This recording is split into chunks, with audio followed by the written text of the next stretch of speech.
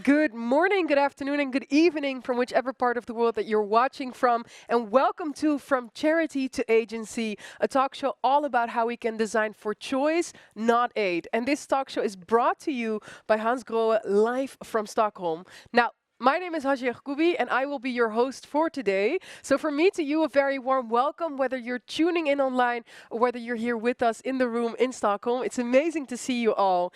Now, we're going to specifically be talking about a very rudimentary issue, which is that too often development efforts focus only on what people need. So, we all know that food, water, sanitation, these are all vital and needed for survival, but dignity, pride, and aspirations matter just as much. So when communities are treated as mere beneficiaries, as mere passive beneficiaries rather than agents of choice, we know that we also risk reinforcing dependency instead of building ownership and independency in that sense. And that is precisely what we will unpack today in this talk show, because today we're going to be speaking more about how we can shift from a charity mindset to one of agency, drawing lessons from design, entrepreneurship, and community innovation. So what happens when we can design with dignity at the core, when people are seen not just as recipients of aid, but as decision makers with vision and imagination? Well, that and more I will discuss today with the stellar panel here right next to me. So first of all, very warm welcome to all of you. I'm joined today by, first of all, Jessica Trejo, who is a social innovation manager at Hans Grohe Group, which is a global leader in bathroom and kitchen solutions with a strong commitment to sustainable innovation and social impact. So Jessica, warm welcome to you.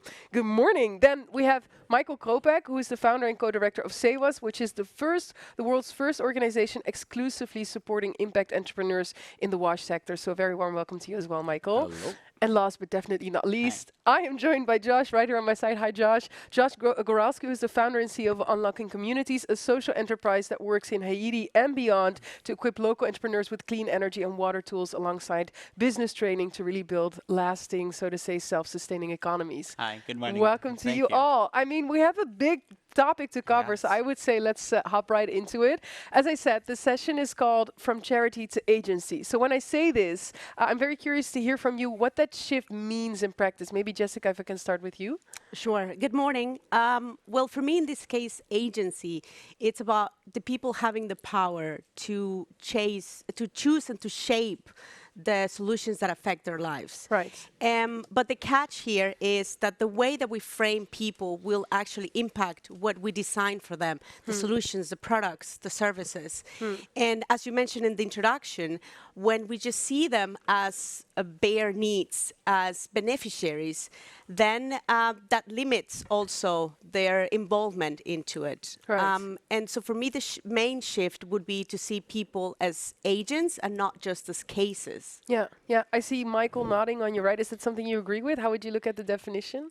Yes, but maybe put it very bluntly what it means for me. For me, it's, we should just stop giving free water, right? I think that's the most important thing. Okay. Because, if people are just get water for free, they don't take ownership, right? I'm not saying that, we need to privatize water or anything like that, right? Water can be for free, but the service, that comes along with it, whether you have a tap or something else, a standpipe, that, should come with its price, right? To a certain extent, because that will help us really design a sustainable system. Because what we see often in countries like in Uganda, that that drill the well and then give it to the community doesn't work, right? Right. You really need to find different to involve them in that. It's an interesting statement also that you make, one that we'll explore a bit more. But first, Josh, I heard a verbal agreeing sound on this side. As agents, not cases. I think that's kind of the theme that all the questions that we have today, the discussions center back to is to see communities as agents.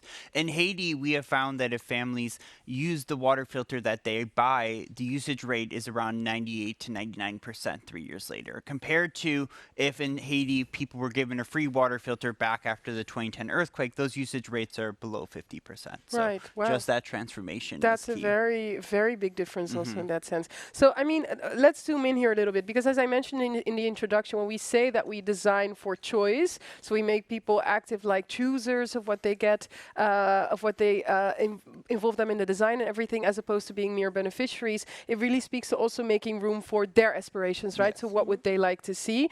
So you know, we all know how powerful aspirations can also be. So what does it reveal about inequality when it's denied to people, when they're not being seen as people that can be involved in the design of the process and everything? Jessica, if I can start to you, what would you say that that means or reveals? You know what is interesting is that Hans Grohe is well known for the prize-winning design. And it's a design that focuses on enjoyment and comfort. Right. And when I began working with rural communities in Kenya and Uganda to develop water efficient products, I was asked by a very well-intentioned person, like, oh, do these communities need design? And it was shocking because it was like, okay, who gets to design that? To decide that. Right. And because in business, aspiration it's a given. You know, it's taken for granted. It's a goal. And in development, I get the feeling sometimes it's like, no, we have to focus on the needs. And it's interesting that even people with invulnerable conditions, they have tastes, they have preferences, they have pride. And pride should not be a luxury. It should be a given. It should be the starting point as well. I love how you say that indeed. In business, it's seen as a given. But then in development, we don't allow for the dignity of having design and having, you know, something also be a polished sort of end product that is being received in that sense. Josh, do you want to add to that? So I was just going to add to that. I agree with everything Jessica was saying, but I recently was scrolling LinkedIn and I saw a water filter distribution happening, and every bucket, if you zoomed in on the pictures, was stamped not for sale. Does any human want something that's stamped not for sale? Like, that alone just takes away the dignity of the person, right? And if you have to stamp it not for sale, that means that you're under the assumption that they won't value it enough to keep it. And that's and going back to my childhood, I remember as a child sending things to Haiti, musical instruments and stuff, and some of the stuff would just disappear in the community. Why? Because they didn't actually want it and it was a giveaway, and so they sold it for what they actually wanted. So really that, if we can move away from the term advertising and really about the logo and into this, it's something truly transformational that we've seen in Haiti. And to talk about design, we started selling water filters in Haiti, ceramic water filters, and we didn't include a stand with them at first. But then we started selling stands, and every family found the extra money to pay for a stand with the water filter. Right, that's interesting. That's just a simple design example that like is transformational. Michael, if I can go to you, because I mean, at the core of it, we're saying, how do we shift from, you know, seeing people as mere beneficiaries, giving them what they quote unquote would need, to what they actually want? So how do we make sure that we design for aspiration and allow for that dignity in that sense? What do you think is needed to sort of shift that mindset shift that actually, you know, the example that Jessica gave, the question that she was asked, do we really need to design for it? How do we shift that? I think what we really need to shift is we should not design products for the poor. Right? I mean, I started my career in India and we were trying to develop the cheapest toilet possible, right? Of course, we did a good job in theory, right?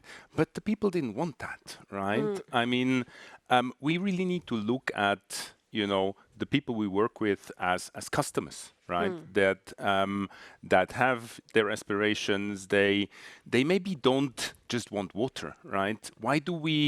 Why are we all ready to pay the price for mineral water, which is more or less the same that comes out of the tap here in Sweden, right? It comes with a different thing. It's status. It's, you know, you can be proud that you have something, right? It has a nice stand, right? So it's comfortable.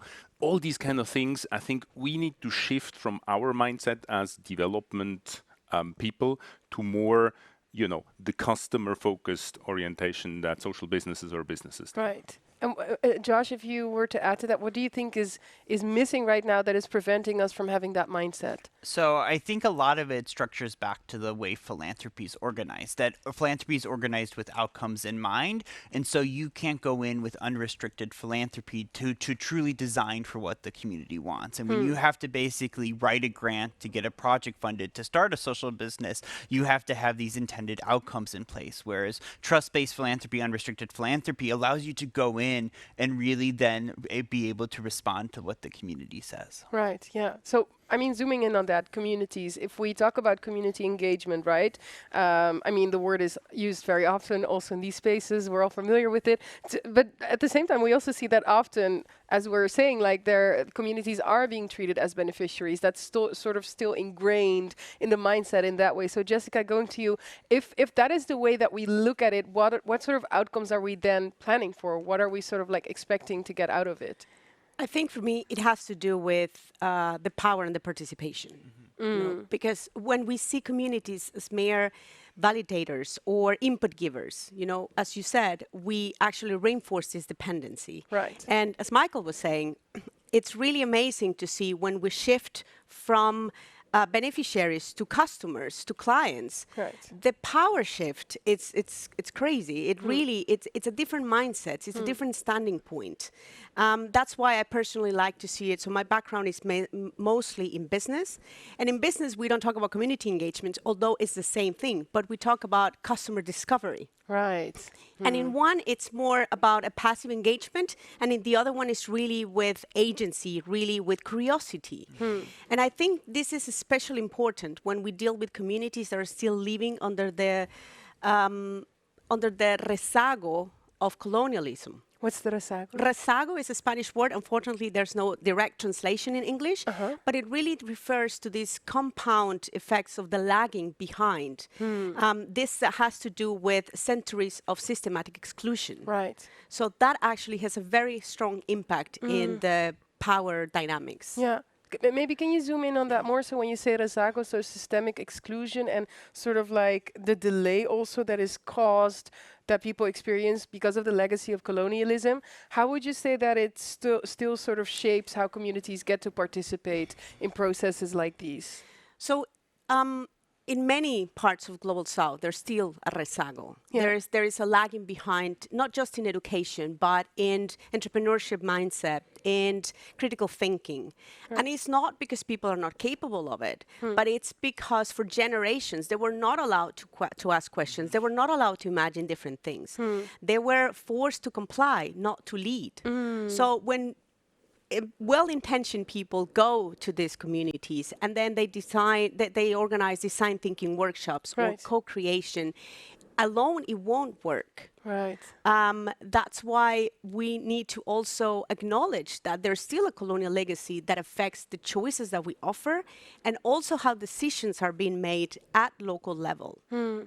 But that's interesting because maybe when you say that there's like this sort of like legacy of colonialism that people are like it's ingrained in our systems, especially in colonial areas, former colonies, that you need to comply, and there's like no autonomy, or at least no mindset of autonomy that, I mean, it's been like wielded out to come up with your own ideas and own inspirations. Is that not also an obstacle when we talk about co-creation? It is, because although you can invite people to the table, if you don't acknowledge that somebody has these limitations, which maybe they're not even aware of, because they're just trained, for them it's just normal. Yeah, through no fault of their own. To accept hierarchies based on something as simple as the color of skin. Right. Yeah. So you don't actually get to have this person questioning, or how can you expect somebody to come up with these questions or ideas when they were not even allowed to think aloud or to question the status quo for so long? Josh, is that something that you also see in your work? I see it so much in our work in so many different ways.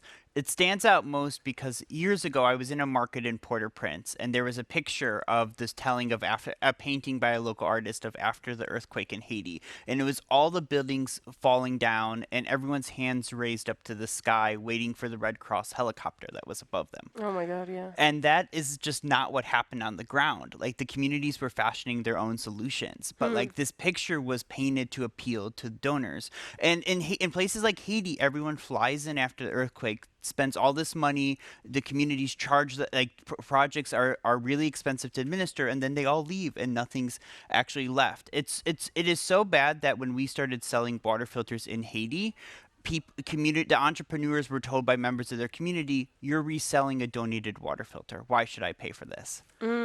Like my country director calls it mentality change, and so we have a whole portion of our curriculum that's now dedicated to mentality change with communities and understanding the dignity that comes from it and the empowering choice that there is to choose whether you want to buy one or you can't. That makes me think also also of what you said, Jessica, earlier, which is like the different sort of terminology even, which shows like a whole myriad of different philosophy underneath it, whether it's like customer discovery or is it like community engagement in that sense. So I mean, focusing on that different way in which entrepreneurship looks at this, and Michael, if I can go to you for that next, I was curious to hear from you, like the entrepreneurial approach to communities. It is different, right, than how NGOs and governments do it. What would you say that we can learn from it? Well, at the end, it's the customer orientation, right? I mean, you know, the people you work with, you sell your water filter to or whatever you sell, right? I mean, they're your customers, right? And if your water filter breaks, then you go and complain, right? And you don't have to be thankful that you have been given a water filter, right? I think that's the crucial shift how we need to work, right? I mean, we need to treat these people, you know, that we work with as customers, right? They're paying for a service and they deserve a good service, right? And if you don't deserve a good service, then you're out, right? And I think that's the crucial part. It's the bottom line of dignity that then comes through. And Josh, if I can go to you, how would you say that we can best do this without also becoming extractive or manipulative in that sense? Just deep listening, like going in without knowing the answer to the question that you're going to ask, and understanding. When we started unlocking communities, when I started in the team, I would never have imagined that the second thing they really wanted to sell was cook stoves. I thought we were going to sell water filters and only water filters, but they really wanted access to a cook stove, and there was no access to cook stoves in those communities. From a funder perspective, it doesn't fit together. Very few of our funders support cook stove and water filter access. It's WASH or energy funders, right? But this is what you get to learn when you do that deep listening, is what you're saying also. Yeah. And Jessica, what would you say that is needed to make sure that we take those lessons from entrepreneurialism, but at the same time, as I said, prevent that we become extractive in that sense also to communities? I think it's, yesterday I heard somebody saying like, oh, we shouldn't apply business into development. Right. You know, this evil practices. And I agree with that. You know, it's not about manipulation, but it's really about understanding and having the curiosity to understand how people make choices. Behavioral economics, for instance, it shows us how we are and we can be choice architects. Because it's not always that people want what they need or need what they want. It's the same when we are offered dessert. You know, sometimes we want it, but we shouldn't have it. So it's about that. It's really about deeply understanding the irrationalities that come with people. Yeah, and one thing that I take from all of what you're saying is there's a different sort of like bottom line of dignity and rights and ownership that is still missing in the developmental sphere that we do see in all the spheres where it's more entrepreneurial, where people are seen like as actual sort of like independent beings obtaining things for themselves in their own right. And I think that mindset is something that you're talking to, right? Exactly, because in the entrepreneurship, especially when you talk about social entrepreneurship, it's about value exchange. It's not about handouts. Right. You know, it really is about seeing them not as beneficiaries, passive beneficiaries, but it's really partners, customers. You know, you want to get to know them so you can know how you can offer a value. And that is why the title of the talk show, you know, designing, we go from charity to agency. So designing not for aid in that sense, but for choice. If we sort of like truly embody that messaging, right? What do you hope that people listening in online, or whether it's the people here in the room with us in Stockholm, if there's one message that you hope that they take from this, one practice perhaps that they implement because of this, what would that be? If you could share that briefly. Maybe Josh, if I could start with you. Just stop giving things away for free to count metrics for a donor. That's concise, succinct, short, strong. Michael?